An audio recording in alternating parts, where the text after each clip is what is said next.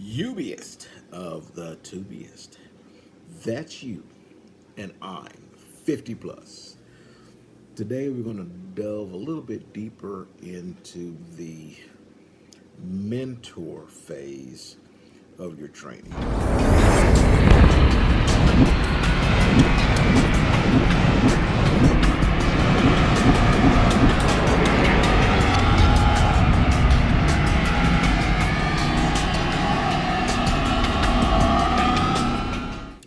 Okay, guys and gals, I want to first say you guys are blowing Autumn up. That's good, man. I'm glad because that means that you guys are coming aboard and you're getting your dreams started. You know, even if it wasn't a dream, it was just a career change, whatever. You guys are doing it, man, and that's great. You'd be surprised how many people go through life and hadn't challenged themselves or hadn't basically done what they wanted to do. They're stuck at a dead end job, and if you're still on the fence about it, inbox me here or right down below there, and let me know what's on your mind. Okay, if something I can help you get through, do it. But don't leave yourself falling short of a goal that you may want to do. If trucking is a part of that, then you jump on it. Okay, leap of faith. Go out there. Trust me. Once you get that CDL, it's like a golden ticket. You protect that CDL, and you'll never be unemployed. Okay, so let's get on it. The mentor phase. Let me first tell you the issues, and this is not just Swift. Just major carriers or mega carriers. They are the ones that are vastly majority of the rookies going into the field. That's where they come from. They enter the trucking industry through a mega carrier, and all the mega carriers that have schools have some sort of mentoring situation. Okay, and every one of them have problems with mentors. Um, it's a sad but true situation. They just suck, and the problem is, in order to be a good mentor, you have to be some sort of a uh, teacher at heart. You got to be able to take whatever you have and be able to give it to someone else. And if you can't do it, then you're not going to be successful. and if you're not successful, the person that's in a truck with you that you're training, you're just gonna fall short. Okay, um, so that means just because you can do something, don't mean you can teach somebody how to do what you can do. That's problem number one, and number two is the expectation of a student going on a truck, a mentor's truck. Uh, the mentor and the student may not have the same goals. Therefore, the student may not get out of the mentoring phase what they need. No fault of the uh, the mentor, but the mentor and the student just weren't on the same page. Okay. Uh, Also, uh, everybody has rough patches they go through. So you could get a mentor that Sancho just won't leave, even when he come home for home time. Sancho want to sleep on the couch. He ain't getting the hell out.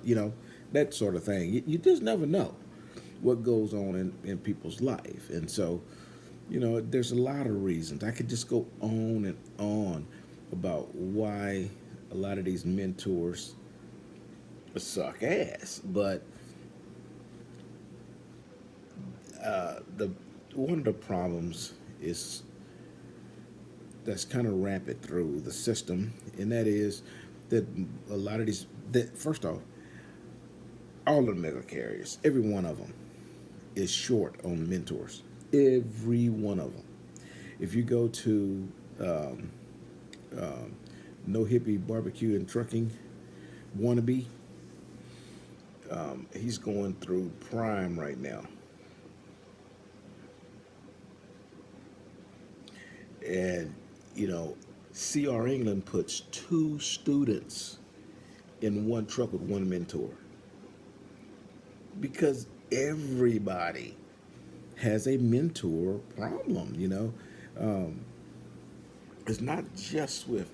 The biggest thing that separates them is, at least with Swift, you don't have to put up with that asshole for 1 month, so to speak, because you got to be on that for 200 hours. And then you get on your own, and that's when you really learn. But the problem is, you just don't learn a whole lot when you own that asshole's truck. So, and that sucks ass. I know but this is a problem in the industry, not with any specific carrier.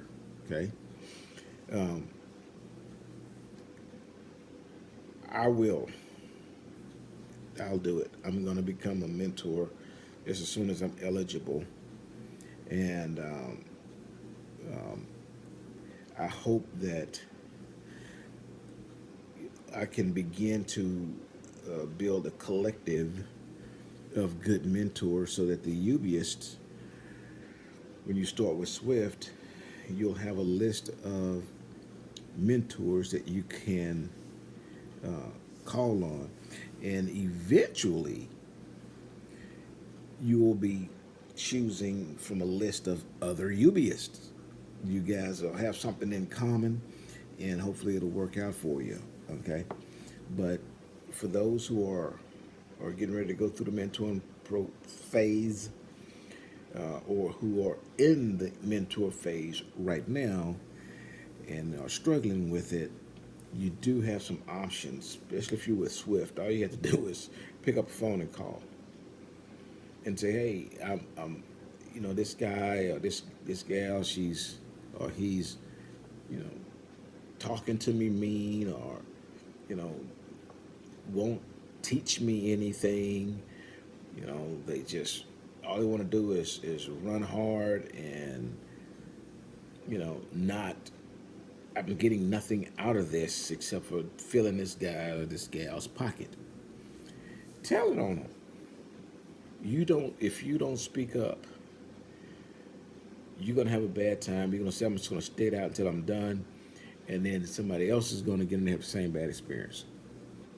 So we got to filter out, and believe me, Swift wants to know, and I'm sure that the other mega carriers want to know if they have a bad mentor. How would they know?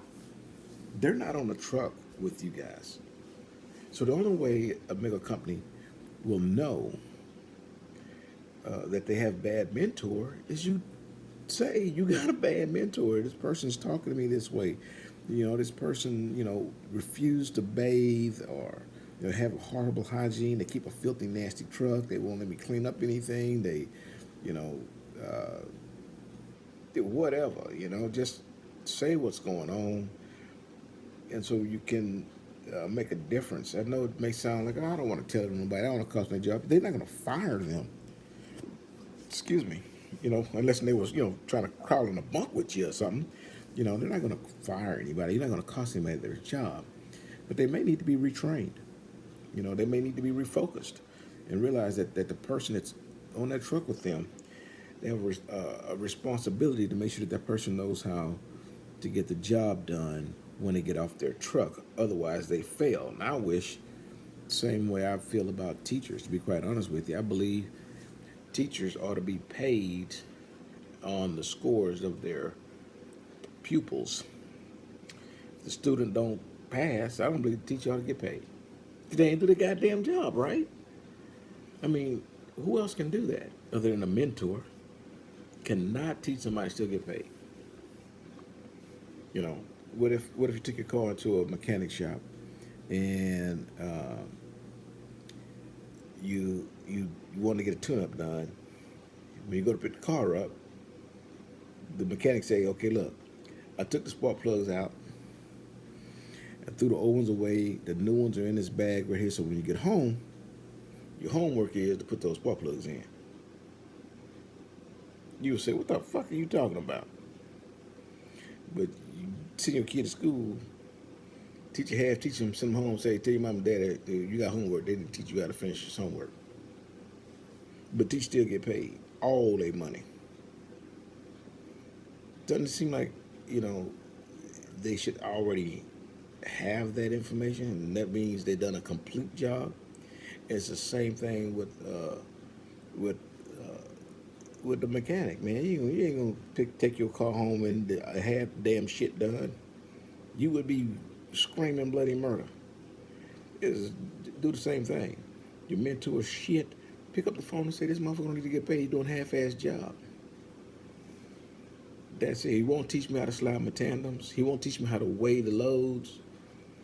All he want to do is go to the shipper, go to the receiver, get the stuff, drop it off, scan in the ticket order, and then go grab another one. So, as a student, you guys can help with this problem, but it's not just Swift. You know, it doesn't matter which company you are thinking about going to. All the carriers is the same, man. They all having the same issue. They bring in a lot of students every week. I mean, Corsicana was graduating like, you know, 25, 30 a week. A week. And that's just one location from Swift. Just one. All the schools they got, there's one, and they got 30. So they got, you know, 10 schools. There's 300 newbies every week. How many mentors you think they got? You know, they're damn near take anybody, and damn near anybody to take it, because they're gonna get. But that don't mean they need to be mentors. Okay, yes, I see the problem, but they're not gonna stop hiring people because the tender is so short. You know, they might hire 300 new drivers every week, and 200 that's working there think that there's greener pasture someplace else. That's how it works. That's how it works. So we're stuck with that. But, well, stuck for it right now. Eventually people will realize the grass is not always greener, okay? And chasing cents per mile. But people don't always do that because they don't understand business. They believe that if they chase money, they're going to eventually catch it, just like, you know, the dragon, right? It's the way it works. You don't play on that cents per mile shit. You're the UBist. We already went down that road, okay? But that's what the vast majority do, so they run off.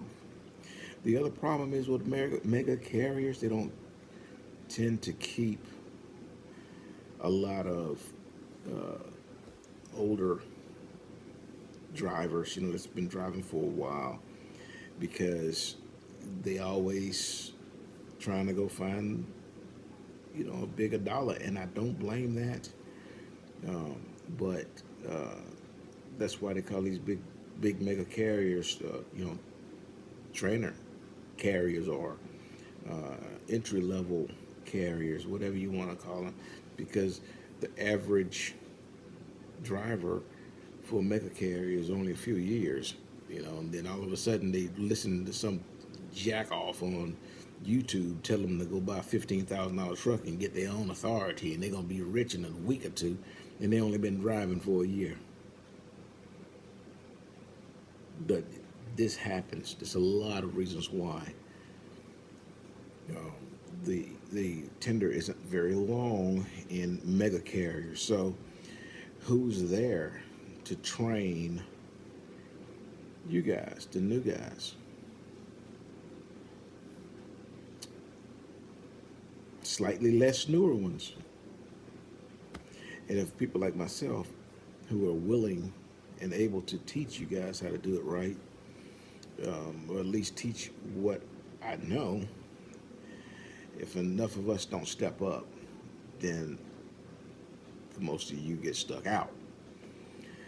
But 15 minutes. So bottom line this thing, so I can let you guys go. Hang in there. Don't let somebody else distort you, distract you, or prevent you from getting what you want and going where you need to go.